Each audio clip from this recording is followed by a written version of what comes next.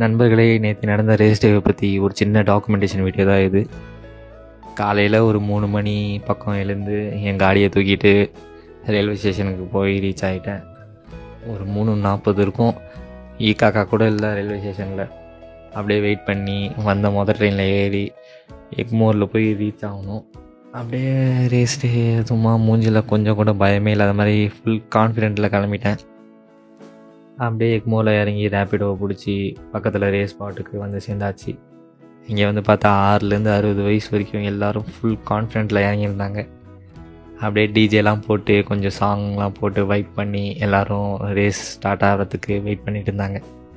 நான் ஒரு ஓரமாக நின்றுட்டு என்ன தான் ஸ்கூல் டேஸ் காலேஜ் டைம்ஸ்லலாம் ஓடி இருந்தாலும் மூச்சை பிடிச்சி ஓடி இருந்தாலும் நிறைய ரேஸ் அட்டன் பண்ணியிருந்தாலும் ரேஸ் டே அப்போது இருக்கிற ப்ரெஷர் கொஞ்சம் டிஃப்ரெண்ட் தான். இருக்கிற ப்ரெஷரை ஹேண்டில் பண்ண தெரியாமல் கட்டின ஷூவை திரும்ப அவுத்து கட்டிக்கிட்டு கரெக்டாக 5:15 ரேஸை ஸ்டார்ட் பண்ணிடுவாங்க.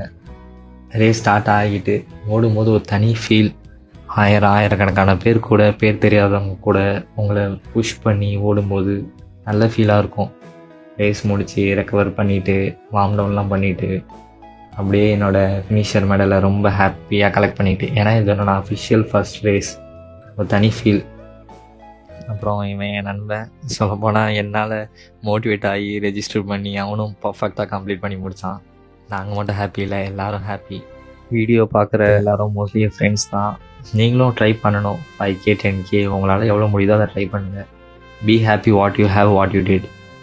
3000 பேர் ஓடினாங்க, அதில் நான் ஒரு டாப் 100ல் வந்தேன். அதை நினச்சி நான் ஹாப்பி ஆகிப்பேன்.